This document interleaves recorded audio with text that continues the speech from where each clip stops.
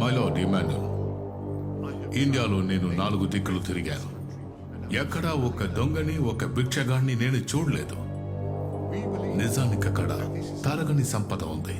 మనం ఏదో most civilised అనుకుంటున్నాం, కానీ సివిలైజేషన్ మొదలుపెట్టింది వాళ్ళు బతికే పద్ధతిలోనే.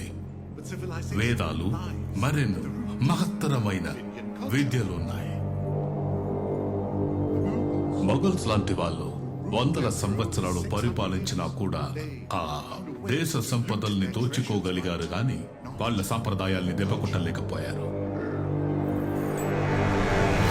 వాళ్ళ బలమే వాళ్ళ కల్చర్, వేదాలు, విద్యలు.